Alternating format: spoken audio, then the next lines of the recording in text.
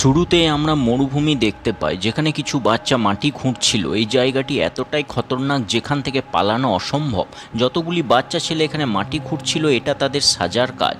অন্যদিকে শহরে একটি ছেলেকে আমরা দেখি, যার নাম স্ট্যানলি। সে রাস্তা দিয়ে হেঁটে পেরোচ্ছিল, তখনই ওপর থেকে একজোড়া জুতো তার গায়ে এসে পড়ে। সে জুতোর গন্ধ শুঁকে দেখে আসলে তার ফ্যামিলি জুতোর ভেতর থেকে আসা গন্ধের ওষুধ খুঁজছিল। সে ওই জুতোটি নিয়ে সেখান থেকে চলে যায়। তখনই সেখানে পুলিশ এসে তাকে ধরে নেয়। আসলে সেই জুতোটা একটা বড় বেসবল খেলোয়াড়ের ছিল, আর এখন জুতো চুরির অভিযোগ লাগে স্ট্যানলির ওপর। পুলিশ তাকে তার বাড়ি নিয়ে যায় এবং দেখে সেখানে অনেক জুতো রয়েছে। তাই পুলিশ নিশ্চিত হয়ে যায় যে স্ট্যানলি এই জুতোটা চুরি করেছে। তাকে কোর্টে নিয়ে যাওয়া হয় এবং 18 মাসের সাজা ঘোষণা করা হয়। এরপর তাকে সেই জায়গাতেই দেখানো হয় যেখানে গল্পের শুরুতে আমরা দেখি ছেলেটি মাটি খুঁড়ছিল। আসলে স্ট্যানলির পুরো পরিবার একটা অভিশাপের মধ্য দিয়ে আছে, ব্যাড লাকের অভিশাপ। আর এই অভিশাপটা তার দাদুর কাছ থেকে শুরু হয়েছিল। এরপর তাকে যখন জেলে নিয়ে যাওয়া হয়, তখন সেখানে সবাই তার সঙ্গে কথা বলে। সে জুতো চুরির কথা সবাইকে জানায়। সেখানে জিরো নামের একটি ছেলে ছিল, যে সবার সঙ্গে বেশি কথা বলতো না। সেই কথাটি শুনে জিজ্ঞাসা করে, জুতোতে কি লাল রঙের লাইন ছিল? স্ট্যানলি বলে হ্যাঁ। স্ট্যানলি যখন রাত্রিবেলায় শুয়েছিল, তখন সে তার দাদুর কথা মনে করছিল। সেখানে তার দাদুর ব্যাপারে কথা হচ্ছিল, যে শেয়ার মার্কেটে অনেক টাকা ইনকাম করেছিল, কিন্তু কিস অ্যান্ড ক্যাট নামে একটি লেডি, যে একজন লুটেরা ছিল, সে তার দাদুকে বরবাদ করে দিয়েছিল। এরপর তার দাদু একটি শুয়োরের ফার্ম খোলে। এখানে একটি মেয়েকে সে খুব পছন্দ করে এবং বিয়ে করতে চায়। সেই জন্য সে একটি মহিলার কাছে যায়, যে দাদু টোনা করত। মহিলাটি তাকে বলে, তুমি ওকে বিয়ে করো না, কারণ ও বোকা মেয়ে, তুমি আমেরিকা চলে যাও। কিন্তু তার দাদুর সে কথা শোনে না। তাই মহিলাটি বলে, তুমি একটি ছোট শুয়োরকে নিয়ে ওই পাহাড়ের ওপরে উঠে একটি ঝর্ণা আছে, সেখানে জল খাওয়াও, যাতে শুয়োরটি বড় হয়ে যাবে, এবং সেটি নিয়ে ওই মেয়েটির কাছে যাও, তাতে সে রাজি হয়ে যাবে। স্ট্যানলি তার কথা মতো সেরকমই করে। কিন্তু সেখানে গিয়ে দেখে আরেকটি মোটা লোক একই রকম কাজ করেছে। সে আরেকটি শুয়োর নিয়ে এসছে, যেটা তার শুয়োরের থেকেও আরও মোটা ছিল।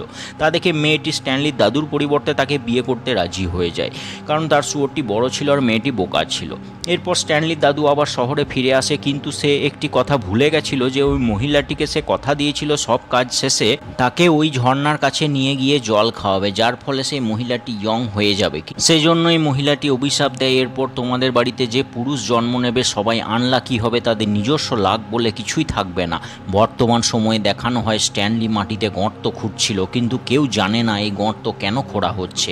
একদিন যখন স্ট্যানলি গর্ত খুঁড়ছিল, তখন সে অনেক পুরনো একটি জিনিস পায়, যেটা নিয়ে ইনচার্জের কাছে যায়। সে ভাবে তাকে কোনো শাবাশি দেবে, কিন্তু ইনচার্জ বলে, মাটি থেকে বেরোনো সব কিছুর কোনো ভ্যালু থাকে না।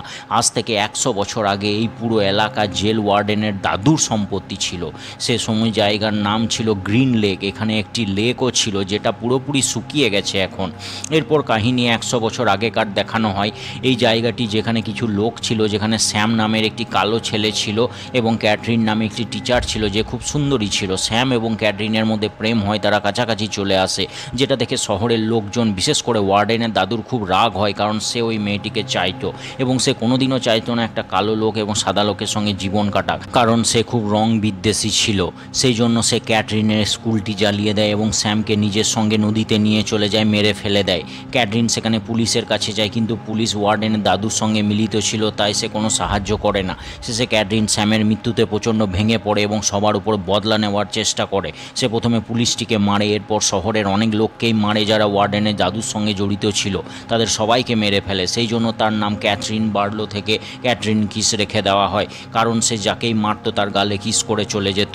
এই ক্যাটরিন কিস সেই মহিলা যে স্ট্যানলির দাদুর সমস্ত সম্পত্তি লুট করে নিয়েছিল। গল্প আবার প্রেজেন্টে আসে, যেখানে স্ট্যানলি গর্ত থেকে একটা গুলি পায়, যেটা তার একটা বন্ধু তার কাছ থেকে নিয়ে নেয় এবং জেলের ওয়ার্ডেনকে দিয়ে দেয়। ওয়ার্ডেন এটা দেখে খুব খুশি হয় এবং তাকে একদিনের ছুটি দিয়ে দেয়। তখনই গাড়ির মধ্যে কোনো ড্রাইভার না থাকা একটি ছেলে গাড়ি থেকে সানফ্লাওয়ার বীজ চুরি করে নেয়। ইনচার্জ বুঝতে পেরে যায়, তার ফলে বাচ্চারা নিজেদের মধ্যে বীজ নিয়ে এপাশ ওপাশ করতে থাকে। শেষে বীজের থলিটি স্ট্যানলির কাছে পৌঁছে যায়, কিন্তু স্ট্যানলি কারোর ওপর দোষ না চাপিয়ে নিজেই দোষ নিয়ে নেয়। এরপর স্ট্যানলিকে ওয়ার্ডেনের কাছে নিয়ে যাওয়া হয়, কিন্তু ওয়ার্ডেন তাকে সাজা দেয় না।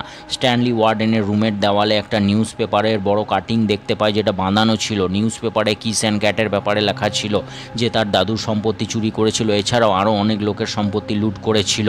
স্ট্যানলি পুরোনায় মাটি খোঁজার কাজে চলে আসে, তখন দেখে জিরো তার জায়গায় মাটি খুঁড়তে লেগেছে। সে জিরো বলে, আমি তোমার হয়ে মাটি খুঁড়ে দেবো, তুমি শুধু আমাকে লেখাপড়া শিখিয়ে দিও। আসলে এর ছোট থেকে পড়াশোনা করার খুব শখ ছিল, আর এই জিরো নামের ছেলেটি ওই মহিলার বংশধর ছিল যে অভিশাপের কারণে স্ট্যানলির বংশ আনলাকি হয়েছে। এরা ধীরে ধীরে দুজনে খুব ভালো বন্ধু হয়ে যায়। স্ট্যানলি জিরোকে পড়াশোনা শেখায়, তার পরিবর্তে জিরো মাটি খুঁড়ে দেয়, কিন্তু জেলের ওয়ার্ডেন, ইনচার্জ সবাই এটা জেনে ফেলে এবং সবাই মিলে তাদের ঘিরে ধরে। জিরো ইনচার্জকে এক ঘুষি মেরে সেখান থেকে পালিয়ে যায়, কিন্তু কেউ তার পেছন করে না, কারণ তারা জানে এখান থেকে পালানো সম্ভব হলেও বেঁচে ফেরা সম্ভব নয়। স্ট্যানলি সেদিন রাত্রে শুয়ে শুয়ে তার দাদুর কথা চিন্তা করছিল। তার দাদুকে লুটে নেওয়ার পর সে কীভাবে এই মরুভূমি পেরিয়ে একটা বিশাল পাহাড়ের কাছে গেছিল এবং 16 দিন ধরে ক্রমাগত এখানেই ফেঁসেছিল। স্ট্যানলি যে কোনো প্রকারে জিরোকে বাঁচাতে চায়, সেই জন্য সে ওই জায়গা থেকে পালিয়ে যায় এবং কিছু সময় পর জিরোর সঙ্গে দেখা পায়। কিছু দূর যাওয়ার পর তারা সামনে একটা পাহাড় দেখতে পায়। স্ট্যানলি বুঝতে পারে এটা সেই পাহাড় যেখানে তার দাদু এতদিন ফেঁসেছিল। এরা ডিসাইড করে তারা পাহাড়ের ওপরে চাপবে, যেটা খুব খতরনাক কাঠ ছিল, কিন্তু কোনো রকমে কষ্ট মষ্ট করে তারা পাহাড়ের ওপরে চেপে যায়। অবশেষে পাহাড়ের উপরে পৌঁছে তারা বুঝতে পারে এটা সেই জায়গা যেখানে স্ট্যানলির দাদু জিরোর দিদাকে নিয়ে গিয়ে ঝর্ণার জল খাওয়ানোর প্রতিজ্ঞা করেছিল, কিন্তু পূরণ করতে পারেনি। স্ট্যানলি জিরোকে এখানে জল খাইয়ে দেয়, এভাবে তাদের অভিশাপ মুক্ত হয়। আর অন্যদিকে আমরা দেখি স্ট্যানলির বাবা যে জুতো থেকে যে গন্ধ বেরোয় সেই ট্রিটমেন্টের ওষুধ খুঁজছিল, সেটার রেজাল্ট পেয়ে গেছে, যেহেতু ব্যাড লাক সরে গেছে। অন্যদিকে স্ট্যানলির মাথাতে জুতো চুরির অভিযোগ ছিল, সেটাও সরে গেছে। তার ফলে স্ট্যানলির বাবা মা তাকে জেলে আনতে যায়, কিন্তু সেখানে জানতে পারে তারা পালিয়ে গেছে। গল্প আবার অতীতে যায়, যেখানে আমরা ক্যাথরিন কিসকে দেখি, যা এই শহরের মালিক ওয়ার্ডেনের দাদু আসে। সে তাকে জিজ্ঞাসা করে, তুমি সমস্ত খাজানা কোথায় লুকিয়ে রেখেছো? কিন্তু কিস অ্যান্ড ক্যাট কিছুই বলে না, সেখানে মারা যায়। তখনই ওয়ার্ডেনের দাদু এবং পুরো সম্পত্তি খোঁজ করার জন্য পুরো মাটি খুঁজতে থাকে খাজানার উদ্দেশ্যে, যা বংশ পরম্পরা ধরে খুঁজে চলে যাচ্ছে। কিন্তু স্ট্যানলি জানে এই খাজানা কোথায় আছে, সেই জন্য তারা সেই জায়গাতেই চলে আসে, সেই গর্তের কাছে যেখানে কিস অ্যান্ড ক্যাটের লিপস্টিক পেয়েছিল। তারা সেখানে গর্ত করা শুরু করে এবং ওয়ার্ডেনও সেখানে চলে আসে। সে দেখে স্ট্যানলির হাতে খাজানার বাক্স ছিল, কিন্তু তার উপর বিষাক্ত গিরগিটি ছিল।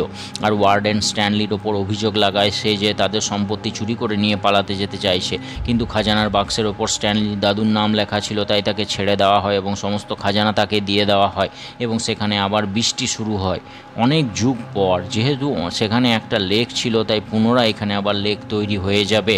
এভাবে গল্পটি শেষ হয়ে যায়। শেষে আমরা দেখতে পাই স্ট্যানলি এবং জিরো দুজনেও খুব বড় লোক হয়ে গেছে, যেহেতু তারা সব খাজানা পেয়ে গেছিল।